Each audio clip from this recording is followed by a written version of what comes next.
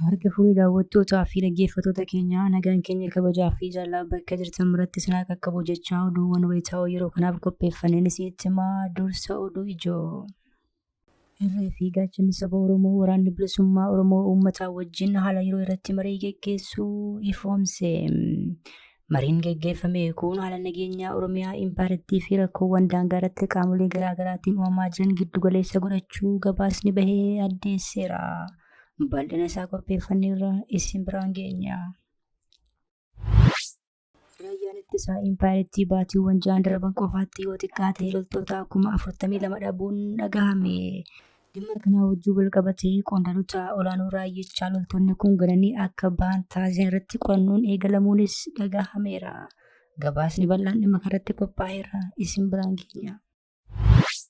Dirreen miidiyaa walabaa waldaalee siivikii dhiphataa deemuun filannoon dhufu haqaa fi bilisa akka hin taane danqaa jechuun biyyoottan 41 Impaarettiidhaaf akeekkachiisa kennan. Impaayerri Itoophiyaa miidiyaalee walabaa cufuun gaazexeessota hidhuu fi biyya ari'uun akka Afrikaatti sadarkaa duraa qabatteetti. Kanas qindeeffanneerra ni dhageessu. Sararri daandii qilleensaa Impaarettii waraana bahaa giddu galeessaa hordofee torbanitti garii doolaara miliyoona 13 ol kasaaruun gabaafame. Sararri daandii qilleensaa sababa waldhabdee waraanaa yeroo ammaa bahaa giddu galeessaa keessatti hammaachaa jiruun torbanitti galii hanga doolaara Ameerikaa miliyoona 13 qabxii 5 dhabaa jiraachuu dhaabbatichi ifoomseera. Kanas inni balballoomsina. Gareen goolessituu Faannoo jechuun waamtuu ammas uummata Oromoo irratti qiyyaafachuun godina Salaalee Aanaa Dharraa fi godina Wallagga Bahaa Aanaa Giddaa Ayyaanaatti haleellaa banuuf sochiitti jirti jedhame. Kun otoo kanaan jiru gaaffii miseensa caffeef deebiin xiragna jedhuun hin raawwatamin hafe jedhamuun komiin dhiyaate. Dhimma kanarratti gabaasa bal'aa qopheeffanneerra isin biraan geenya. Adda bilisummaa Oromoo filannoo Impaarettii keessatti adeemsifamu jedhu kanaan yoo filatame barnoota irratti xiyyeeffannaa addaa kennee hojjechuuf sagantaa qabaachuu karaa qondaala isaa Daawwit Abdataa ifoomse. Daawwit Abdataa miidiyaa Biltiginnaa OBN irratti marii duula filannoo qondaala Biltiginnaa waliin taasisaniiru. Yaada isaanii bal'inaan ni ilaalla. Mootummaan Eertiraa hordoftoota amantaa kiristaanaa warra Wangeelaa sababa wanti isaaniif jecha yeroo dheeraaf hidhamanii turan gallakkisuu maddeen gabaasan. Namoonni kunneen dhiyeenya magaalaa Asmaraatti kan argamu hidhaa waraanaa Maayisarawaa jedhamutti hidhamanii kan turan yommuu ta'u kanneen keessaa lakkoofsaan 40 kan ta'an guyyoota darban gallakkifamaniiru. Kanas ni balballoomsina. Waraanni Israa'el misaayiloonni Iraan irraa dhokaafamuu erga ibsee booda magaalaa Israa'el Tel Aviv keessatti dho'iinsi guddaan dhagahamuu Reuters gabaase. Eegdonni warraaqsa Islaamaa Iraan iddoowwan qiyyaafannoo isaa handhuura magaalaa Tel Aviv misaayilaa fi dirooniin haleeluu ibse. Kanas ni dhageessu. Odeeffannoo wayitaawaa Impaarettii fi Oromiyaa keessaa argachuuf toora YouTube chaanalii kanaa sabiskiraayib, laayik, sheer taasisaa jechaan gara oduu bal'aan qopheeffanneetti si dabarsa. Irree fi gaachanni saba Oromoo waraanni bilisummaa Oromoo uummataa wajjin haala yeroo irratti marii geggeessuu ifoomse. Mariin geggeeffame kun haala nageenyaa Oromiyaa Impaarettii fi rakkoowwan daangaa irratti qaamolee garaagaraatiin uumamaa jiran giddu galeessa godhachuu gabaasni bahee addeesseera. Gootichi waraanni bilisummaa Oromoo godina Wallagga Bahaa Aanaa Kiramuu ganda Wastii keessatti marii kana geggeessuu kan ifoomse yommuu ta'u sagantaa marii qophaa'e kanattis qondaalonni WBO zoonii lixaa argamaniiru jedhame. Jiraattonni marii kanarratti hirmaatanis rakkoo nageenyaa hamaan yeroo ammaa kana naannichatti uumamu hidhattoonni Biltiginnaan bobbaafaman yakkoota suukkanneessaa uummata irratti raawwachaa jiraachuu fi buqqa'insaaf saaxilamuu qondaalota WBO'tti himataniiru. Qondaalonni WBO marii uummata sana dursaa turanis akka ajandaa ijootti uummanni haala kamiin of tiksuu fi balaa guddaa irratti aggaamii waraana isaa wajjin ta'uun ofirraa qolachuu akka qabu irratti barumsaa fi hubannoo olaanaa kennaniiru. Kana malees qondaalonni WBO argaman kunneen dhimmoota bulchiinsa uummataa ijaaruu fi haalaan lafa qabsiisuu, aadaa diimokiraasii babal'isuu, jeequmsa ittisuu, nageenya waaressuu fi hawaasa dammaqsuu irratti yaadota bal'aa dhiyeessuu gabaasni achi nu qaqqabee ifoomseera. Oromoon bira dhufaa darbaa qaamni alaa nageenya kootii wabii ta'a jedhee qawwee hiikkachuun hulee alagaatiin hoggayyuu akka dhaanamuuf karaa banuu yaadachiisuun qeen isaa akka hin waanamneef qawwee isaa hidhatee diina itti dhufee ofirraa haleeluu qaba jechuun isa dhaamsa dabarsaniiru. Nagaa kan jaallatuu fi nagaa kan jaallatuu fi nagaan ilmoo waaqaatti jedhee kan amanu Oromoon sababa qaamolee farra Oromoo fi Oromiyaa ta'anii erga nagaa waaraa dhabee baroonni hedduun lakkaa'amaniiru. Irree fi gaachanni saba Oromoo WBOnis Oromoo qeesaa keessatti ajjeefamaa, hidhamaa, saamaa, gudeedamaa fi hiraarfamaa jiru kana bilisa baasuun mirga hiree murteeffannaa sabichaa mirkaneessuuf falmii ijibaachisaa geggeessuutti jira. Raayyaan ittisaa Impaayirtii baatiiwwan 6 darban qofaatti yoo xiqqaate loltoota 42,000 ol dhabuun gabaafame. Dhimma kanaa wajjin wal qabatee qondaaltota olaanoo raayyichaa loltoonni kun galanii akka bahan taasisan irratti qorannoo jabaan eegalameera jedhame. Raayyaan ittisaa Impaayirtii gama geggeessee loltoonni 42,000 ji'oota 6 darban qofa keessa sababoota garaa garaatiin galuun hidhattootatti dabalamuu fi miliquu ifoomsuun kun kisaaraa guddaadha jedhe. Bilxiginnaan raayyaa ittisaa kana ulee ittiin sirna isaa eegatu taasifachuun maatii fi lammii isaa irratti akka dhokaasaniif bobbaasaa jira. Haa ta'u malee yeroo ammaa loltoonni faashistii Abiyyi muuxannoo qaban hedduun mooricha keessaa miliqanii yoo bahan qondaalonni waan kanaaf haala mijeessan jedhamuun shakkaman yeroo ammaa adda baafamuun qoratamaa jiru jedhame.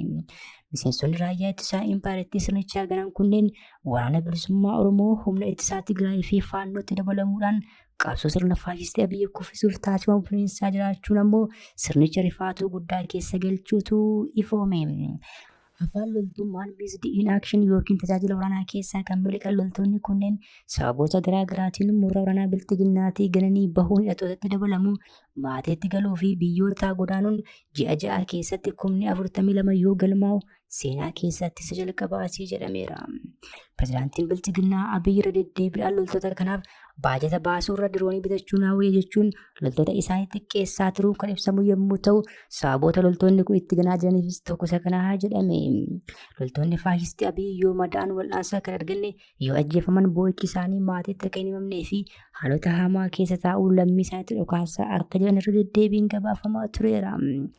Ajajaa olaanaan ABO Jaal Marroo Dirribaa haasawaa kaleessaa arraata biyyoolessaa Oromiyaa irratti taasisaniin humnoota kanaaf waamicha taasisaniiru. Dirreen miidiyaa walabaa waldaalee siivikii dhiphataa deemuun filannoon dhufu haqaa fi bilisa akka hin taane danqa jechuun biyyoottan 41 Impaayirtiidhaaf akeekkachiisa kennan. Impaayirri Itoophiyaa miidiyaalee walabaa cufuun gaazexeessitoota hidhuu fi biyya ari'uun akka Afrikaatti sadarkaa duraa qabachaa jirti. Gareewwan biyyoottan 41 dirreen miidiyaa walabaa fi sochii waldaalee siivikii Itoophiyaa dhiphataa jira jechuun akeekkachiisanii kunis filannoo biyyoolessaa biyyattiitti as deemaa jiru haqummaa fi bilisummaa isaa gaaffii keessa kan galchudha jedhan. Manni maree mirgoota namoomaa gamtaa mootummoota 61ffaa irratti yaaddoo qaban kan dhiyeessan biyyoottan kunneen ammas sochii Itoophiyaan mirgoota namoomaa irratti qophiilee fi sagantaalee taasifaman irratti hirmaataa jirtu jajee jira. Garuu haalli amma biyyattii keessa jiru sochii waldaalee siivikii fi siyaasaa kan duubatti deebisu jechuunis akeekkachiisa kenne. Wayita Itoophiyaan filannoo waliigalaaf qophaa'aa jirtu kanatti mirga yaada ofii walabummaan ibsachuu akkasumas gurmaa'uu shoora olaanaa qaban jedha ibsi kun. Itti fufeen sochiin waldaalee siivikii biyyattii quucaruu, sodaachisaa hidhaa fi biyya ari'amuu namoota mirga namummaa falmanii fi gaazexeessotaaf guddaa gaddina jechuunis ibse. Gareen biyyoottan 41 kun filannoo qabeessaa fi bilisaa geggeessuuf sochiin waldaalee siivikii fi miidiyaa walabaa barbaachisaa akka ta'e ibseera. Itti fufees mootummaan Itoophiyaa seera idil-addunyaan akka bitamuu fi amala badaa amma jalqabee akka sirreessuu qabu jala muree gaafateera. Daandiin qilleensaa Impaayirtii sababa waldhabdee waraanaa yeroo ammaa baha giddu galeessaa keessatti hammaachaa jiruun torbanitti galii hanga doolaara Ameerikaa miliyoona 13.5 dhabaa jiraachuun gabaafame. Akka BBC'n gabaasetti waraanni Ameerikaa fi Israa'el dirbata darbe Iraan irratti banan hordofuun haalli nageenya naannichaa hammaachuun daandiiwwan xiyyaaraa kun balalii gara bakkeewwan 10 baha giddu galeessaatti taasifamu yeroo dheeraaf dhaabuuf dirqameera. Itti gaafatamaan olaanaa daandii qilleensaa Impaayirtii obbo Lammaa Yaaddechaa akka jedhanitti waldhabdeen guyyoota 6 darban keessatti hammaachuun hojii daandii xiyyaaratti dhiibbaa guddaa uumeera. Akka ibsa isaaniitti balaliin gara biyyoota baha giddu galeessaatti taasifamu hedduun haqamuu isaatiin torban kana keessatti galiin hanga doolaara miliyoona 13.5 dhabameera. Obbo Lammaa Yaaddechaa akka jedhanitti yeroo ammaa kana daandiin xiyyaaraa kun balalii imaltootaa fi fe'umsaa gara biyyoota baha giddu galeessaatti taasisaa ture hedduu haqeera. Waldhabdee kana dura daandiin xiyyaaraa kun guyyaatti balalii 3 gara Duubaayitti fi tokko ammoo gara Shaarjaatti taasisaa turuu seeran. Akkasumas guyyaatti balalii 3 gara Israa'el Tahoora Abudaabii fi 2 gara Amaan taasisaa turuu himanii amma garuu haala nageenya jijjiiramaa jiru kanaan wal qabatee balalii hedduun haqamuu isaatiin guyyaatti giddu galeessaan balalii 15 haqna jechuun obbo Lammaan BBC'tti himaniiru. Kunis torbanitti balalii imaltoota 101 ol akka haqaman agarsiisa. Akka ibsa isaanii kanatti yoo waldhabdeen ba'aa giddu galeessaa itti dhufe daandiin xiyyaaraa kun torbanitti tiraafika imaltootaatiin galii hanga doolaara miliyoona 13.5 dhabuu danda'a. Akkasumas tiraafika fe'umsaa irraa ammoo haga doolaara miliyoona 2 dhabuu akka danda'us eeraniiru. Gareen goolessituu faannoo jechuun waamtuu ammas uummata Oromoo irratti qiyyaafachuun godina Salaalee Aanaa fi godina Wallagga Bahaa Aanaa Giddaa ayyaanaatti haleellaa banuuf sochiitti jirti jedhame. Kunis kanaan jiru gaaffii miseensa caffeef deebiin ni xilaaqna jedhuun hin raawwatamne hafee jechuun komasame. Hidhattoonni goolessituu faannoo godina Salaalee Aanaa haleellaa banuuf qophii taasisaa jiraachuun ifoome. Humni goolessituu kun walakkaa Aanaa keessa buufatee kan jiru yommuu ta'u, humni dabalataa ammoo gara aanichaa hedduminaan tibbana seenaa akka jiru jiraattonni aanichaa himaniiru. Gareen kun lachuu yeroo ammaa kanatti waliin qindoomuudhaan haleellaa raawwachuuf qophiitti jiraachuun saaxilameera. Humni goolessituu kun irratti ifatti mooraa leenjii tolfatee hidhattoota leenjisaa jira kan jedhan jiraattonni tibbana wal leenjii marsaa 10ffaa fudhatan eebbifamuu yaadachiisaniiru. Humni kun marsaa 10 aanicha keessatti wal leenjisee osoo wal eebbisiisaa jiru bulchiinsi aanichaa Biltiginnaa Oromiyaatiif gabaasa sobaa hidhattoonni garichaa 250 caalan karaa nagaatti deebi'aniiru jechuun gabaasee jedhaniiru. Jara haleellaaf qophaa'aa jiranii fi leenjii marsaa marsaan ifatti kennaa jiran akka waan harkannatanitti dhiyeessuun afaan faajjii uummanni garicha haleellaa akka raawwatu gargaaruu fi duguggaa sanyii uummata irratti labsudha jechuun jiraattonni balaaleffataniiru. Haleellaan garichaa yeroo kamuu jalqabamuu waan danda'uuf uummanni yeroo kamuu caalaa of eeggannoo akka taasisu walis akka birmachuu qabu dhaamaniiru. Bulchiinsa aanaa keessaa warra garee Yedirraa Maannet Asmillaash Komitee ofiin jedhu kan aanicha gara naannoo Amaaraatti kutuuf barbaadu waliin kan hojjetutu jira jedhamuun komiin dhiyaataa tureera. Bifuma wal fakkaatu namni goolessituu faannoo kun godina Wallagga Bahaa Aanaa Giddaa ayyaanaa weeraruuf qophiitti jiraachuun saaxilame. Humni kun yeroo ammaa Aanaa Giddaa ayyaanaa ganda Warabboo jedhamutti hedduminaan walitti qabamaa jiru jedhame. Jiraattonni yaada kennan uummanni of eeggannoo akka cimsu hubachiisanii mootummaan mootummaan Oromiyaa yookaan uummataaf yaadu ta'e humna dabalataa baay'inaan finxaaleeyyii gitu akka bobbaasee nageenya uummataa mirkaneessuu gaafataniiru. Tibba darbee dhimmi kun caffee Oromiyaa irratti gaafatamee kan ture yommuu ta'u, gaaffichaaf deebii kan kennan pirezidaantiin naannichaa obbo Shimallis Abdiisaa ni xaragnaa ni balleessinaa jedhanii turan. Haa ta'u malee humni itti xaragamuun hafee yeroo ammaa kana uummata Oromoo lafarraa xaragaa jira. Inni daangaa ce'ee dhufee uummata Oromoo qe'eerraa buqqisee ajjeesu kun karaatti hin deebi'u yoo ta'e, toora qabataan deemu yoo ta'e, rakkoon naannoo kanarra jiru rakkoo akka salphaatti ilaalamu miti. Kanaaf naannoo mootummaan naannoo Oromiyaa dubbii naannoo kanarra jiru akkamitti ilaalaa? Kaan waliin dhukaasuudhaan, kaan immoo siyaasa ololaa jara kanaaf ta'u gaggeessuudhaan waliin hojjechaa jiru. Nuyi garuu ijoollee Abishee Garbaa waan taaneef diina mataa Oromoo muree mataa Oromoo mukarra kaayee fuudhee deemu faana addanuun xaragnee balleessina malee kana faana addanuun jechaadha. Oromoo filannoo impaayirtii keessatti adeemsifamu jedhu kana yoo filatamee barnootatti xiyyeeffannaa addaa kennee hojjechuuf sagantaa qabaachuu karaa qondaala isaa Daawit Abdataa ifoomse.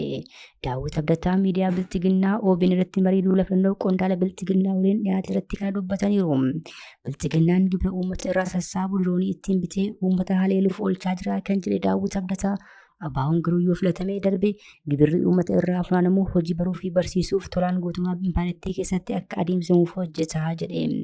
Falmii kanatti gaaffiin qaxxaamuraa abaawoon ejjennoo kan duraan hin qabu eessaa fide jedhu bakka bu'aa paartii Biltiginnaa irraa dhiyaateeraa fi deebii kan kenne qondaalli abaawoo Daawit Abdataa akeekni abaawoo nagaa buusee biyyattii keessatti malaamaltummaa hundeen dhabame hojiin hawaasaa qixaan akka hojjetamuuf qabsaa'aa jedheera. Turtii taasifame kanaan yaadni qondaala abaawoo irraa dhiyaate bakka bu'aa paartii Biltiginnaa ta'e kan dhiyaate qofaa osoo hin taane gaazexeessaa OBN aarsuu hin oolle. Gaazexeessaan ogummaa isaa dagatee Biltiginnaa cinaa hiriiruun Daawit Abdataa waliin falmitti seenuun ammoo miidiyaa hawaasaa irratti ijoo dubbii ta'ee ture. Adda bilisummaa Oromoo dhaabbileen biyyoota biroo irraa bitee uummata isaa ajjeesu miti kan jedhe Daawit Abdataa qabeenya uummataa qaanessuun gibira uummata irraa sassaabamee malaammaltummaaf meeshaa waraanaa bituuf oolchata jechuun bilisiginnaa qeeqee. Sirni bulchiinsaa ammaa paartiin bilisiginnaa barnoota irratti laafaa qofa otoo hin taane sirni baruu fi barsiisuu akka laaffatuuf hojjetaa jira jechuunis komate. Nageenya uummataa eegsisuu dadhabuudhaan manneen barnootaa hedduun biyyattii keessaa akka barbadaa'an kan ulaasaa bilisiginnaa jechuunis quba itti qabe. Mootummaan Eertiraa hordoftoota amantaa kiristaanaa warra Wangeelaa sababa amantii isaaniif jecha yeroo dheeraaf hidhamanii turan gallakkisuu maddeen BBC afaan Tigiriffaatti himan. Namoonni kunneen dhiyeenya magaalaa Asmaraatti kan argamu mana hidhaa waraanaa Maayisarwaa jedhamutti hidhamanii kan turan yommuu ta'u, kanneen lakkoofsaan 40 ta'an guyyoota darban keessa gallakkifamaniiru. Mootummaan Eertiraa hordoftoota amantaa kiristaanaa warra Wangeelaa irra uggura kaa'uun yeroo dheeraaf keessumaa gaggeessitoota amantichaa hidhaa tureera. Haa ta'u malee yeroo dhiyoo as kutaalee biyyattii bakka garaagaraatti hidhamanii kan turan gallakkifamaa jiru. Akkasumas salaasa darbee keessaa hordoftoota amantaa warra Wangeelaa osoo himanni irratti dhiyaatanii fi murtee seeraa malee waggoota hedduu hidhaa turan lakkoofsaan 100 ta'an gallakkisuun isaanii yaadatama. Hordoftoota amantichaatiin alatti daldaltoota, miseensota humna nageenyaa fi kaan waggoota 18 ol mana hidhaa keessa turan ji'oota darban keessa gallakkiseera. Mootummaan Eertiraa waggoota 20 dura hordoftoota amantaa warra Wangeelaa ifatti ugguruun gaggeessitootaa fi miseensota hedduu hidhee ture. Waraanni Israa'el misaa'ilonni Iraan irraa dhukaafamuu erga ibsee booda magaalaa Israa'el ishee guddoo Tel Aviv keessatti dho'iinsi guddaan dhagahamuu Reuters gabaase. Eegdonni warraaqsaa Islaamaa Iraan iddoowwan xiyyaafannoo isaa handhuura magaalaa Tel Aviv misaa'ilaa fi dirooniin haleelaa jiraachuu ibseera. Akka gabaasa Reutersitti Iraan haleellaan misaa'ilota Keebar jedhamaniin raawwatte kun qaama opereeshinii Operation True Promise 4 jedhamu ta'uu ibsiteetti. Waraanni Israa'el ammoo misaa'ilonni Iraan irraa dhukaafaman garasitti dhufaa jiraachuu adda baasuun ittisuuf hojjechaa akka ture ibseera. Iddoowwan haleellaa kanaan saaxiluu danda'an keessaa namoota jiraniif erga akeekkachiisaa karaa bilbilaa ergamuu fi ibsee waraanni Israa'el. Reuters erga humna waraanaa Israa'el kana ibsee booda magaalaa Tel Aviv keessatti dho'iinsi guddaan dhagahamuu gabaase.